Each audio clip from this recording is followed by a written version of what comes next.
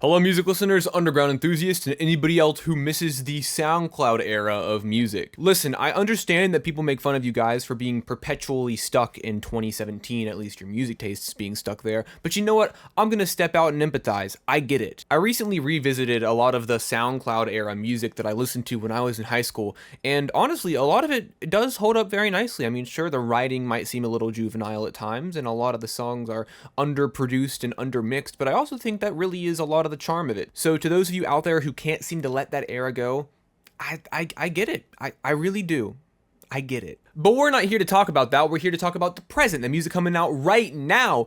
So we're gonna do it right now. Let's do it. First track of the week is going to be Crona with Victim featuring Skrwd. The production on this track is pretty textbook, Jolston Peckerot, the crisp trap drums, the watery guitar riffs floating in the background to the marriage story scene audio rip. It's all very quintessential emo rap, but that's 100% a good thing. It's a wistful and spacey sound, which leaves a lot of room for the varying approach and writing styles that one could employ on this kind of production. And there's two pretty distinct approaches here from Crona and Skrwd respectively, including what is probably Crona's best vocal performance so far, at least my favorite from him. It's guttural and emotionally intense, but at the end of the day, it still remains controlled. It's powerful and a bit loose, but otherwise pretty calculated. And Skrwd's contribution to this track here leans more towards the rap part of the emo rap label, with a slick flow and a crisp metallic mix. The writing is a nice blend of vulnerability and some creative wordplay, especially when it comes to Skrwd's Narnia bar. These two artists blend well together. The hook is visceral, but otherwise catchy. Skrwd's flows are super fun and infectious to listen to.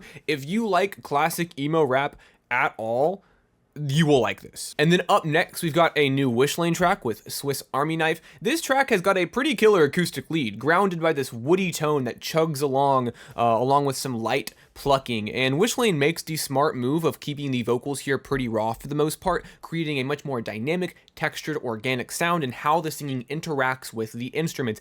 Even with the smooth, rapidly crescendoing harmonies, the mix retains this carefully rough texture to it. And speaking of those harmonies, how they pulse in and quickly depart is pure ear candy. I love how these sound. And I also love the saturation brought in by the electric guitar and the crunchy percussion later on in the track. This is how you do the sound. Take notes, underground artists. If you want to depart from your synthesized internet-born sound into a more alternative, folkier sound, I know that that's kind of on the come up recently. I know people like to hear it, like to make it. This is how you mix a track like that. This is how you do it right here. It's beautifully written, reserving the lyrics for this sort of gentle repetition in the hook and breathability in the verses, and incredibly warm in its tone. This song is fucking gorgeous. And moving on to another gorgeous track, we have Flatroom with I Don't Even Need, and kind of piggybacking off of my assessment of Swiss Army Knife, this song also thrives in a warm, kind of rough around the edges tone. Although in this case, looking in the ever so slightly cracked vocal mixes, the whirring chords, the jagged guitar strumming, this maybe leans a bit more towards lo-fi kind of sounding, slightly, a little bit, just a tiny bit. How the guitars intertwine and interact with each other here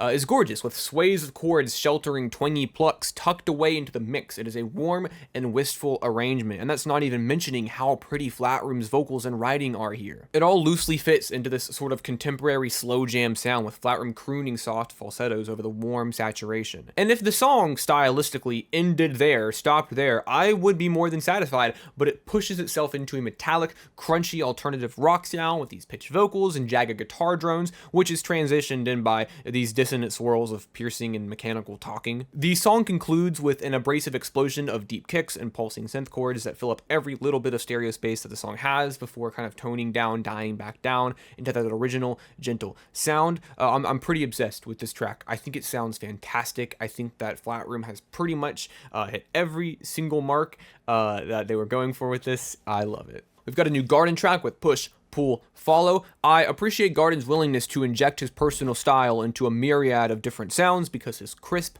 raspy vocals and introspective and personal writing fit really well on a dance track. The twinkly key trills that kind of like tail off of these massive synth pulses sound so trancy and dark and intoxicating, like everything is taking place in the most dimly lit club of all time. It's very ethereal and otherworldly, kind of in those aesthetics, hitting these kind of painful twinges of nightlife and nostalgia. And Guardin does a really great job of translating this uncanny isolation and the sort of dissipation of autonomy through these depressive episodes into an insistently pounding dance sound. It's intoxicating and infinitely dark. It's a really cool sound to pair with this style of writing, with this approach. Not to mention that the suffocate interpolation is a lot of fun. I like it. I caught that. I saw that. I would love to hear more of this sound from Guardin and see how far he can take it. I know that he's experimented with it in the past, but I want to see how far he can push it. We got a new Swaine track with Love, and in the world of Swaine's confident and braggadocious hip-hop, this is a brief reprieve to spotlight some romance, some lovey-dovey feelings. And sure, Swaine's core swagger and bite remains, but otherwise it's a pretty sweet song. Over these kind of deep, obscured chords and bouncy claps, Swaine rattles off these saccharine vocalizations and details the things that he would do for his significant other. It kind of reminds me of 21 Questions by 50 Cent, where it is intrinsically romantic, but it still kind of gives way for Swaine to build himself up, just in this case it's for the sake of somebody else. It feels focused and heartfelt. I like hearing Swaine in this mood, and I think that he approaches it with the same creative ethos that he does for everything else, just channeled a little differently, focused on a different subject matter. Because really where Swaine thrives most of the time is this fun, creative wordplay, this aggressive